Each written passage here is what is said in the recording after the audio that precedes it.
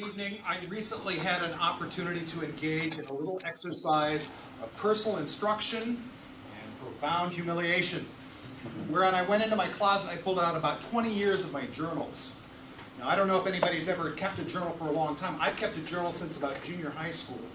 And going back and looking at your journals over a long period of time is necessarily an instructive experience. If nothing else, you get to see how your handwriting has changed.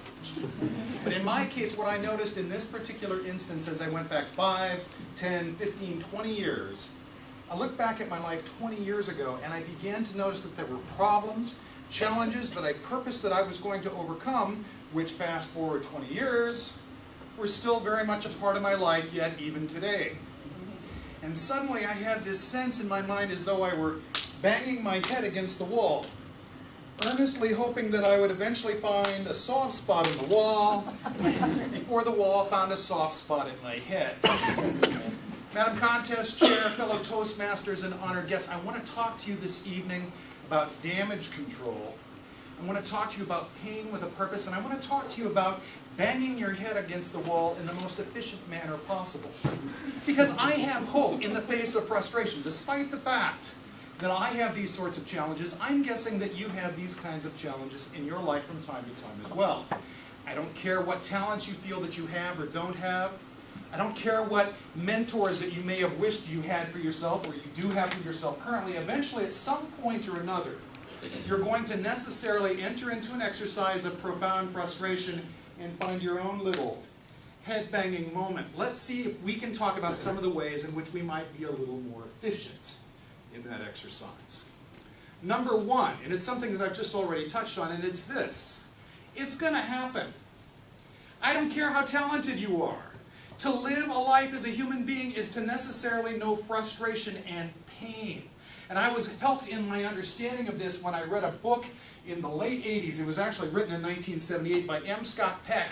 He wrote a book called The Road Less Traveled. Anybody here ever read The Road Less Traveled? Show of hands, please. Does anybody remember what the opening line to that book is? No. Let me tell you. He says, life is difficult. And frequently, because we have this thought in our minds that life shouldn't be difficult, it only serves to compound the very frustration that we necessarily will find in life.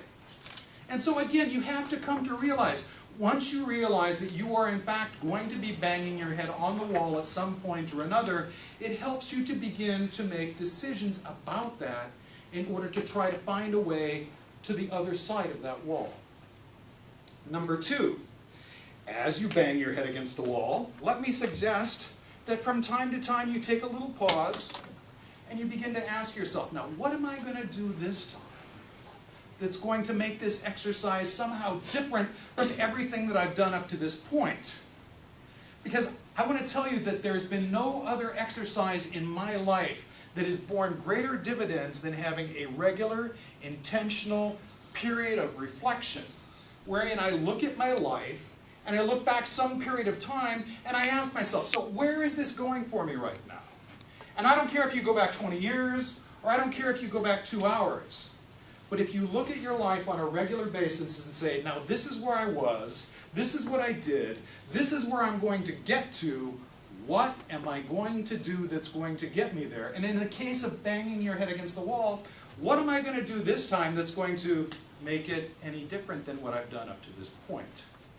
You need to have a regular period of reflection of what's actually going on in your life if in fact you're going to make your banging your head against the wall an efficient exercise of any sort whatsoever. And then finally, number three is this. You have to recognize that somewhere out there is a soft spot in the wall waiting to be found.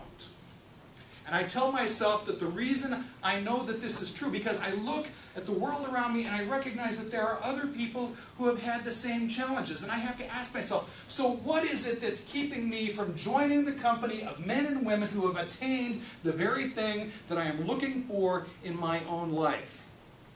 So let me give you a story from my own life. I have been in Toastmasters International now for about 5, 6, the other day I thought about it, it might even be 7 years. And I have to tell you, at the very outset, I had a certain modicum of success. I even won a couple contests.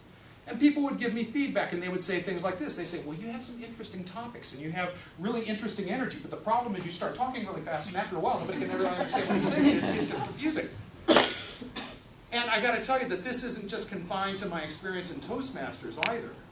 Some of you may know that I'm an attorney. You would presume that professionally, because I supposedly say things in courtrooms, that I might speak okay in a courtroom. But I got to tell you that there are some court reporters out there that get really nervous when I walk into the courtroom. They're like, oh my God, it's Mr. Goering again. And and they begin to brace themselves because unless I'm in the right headspace, they know that I'm just going to take off like I'm nuts. So I joined Toastmasters. I joined Toastmasters because I wanted to get on the other side of that wall. And after 1, 2, 3, 4, 5, 6, 7 years, I got to tell you, sometimes I still find myself pushing into those same habits. But because I have decided that this is the challenge that my life is, I could wish that my life was something else, but this is what it is. And because I take time to reflect on what it is that I'm doing, I try to listen to recordings of myself. I try to solicit feedback from other people. I try to look in the mirror and speak very slowly and intentionally because I'm trying to get onto the other side of that wall. I got to tell you that it started to happen for me. At times I find myself on the other side of the wall, and I find myself joining the company of the people that I have wanted to emulate since I have joined this organization. So in closing, I want to tell you, welcome to the struggle. Welcome to your own headbanging. If you haven't introduced yourself to it yet, go home and get real clear about what it is that you've been struggling with. And get into a regular place of finding out what it is that's working for you, and go out and find your own soft spot in the wall. I will see you on the other side.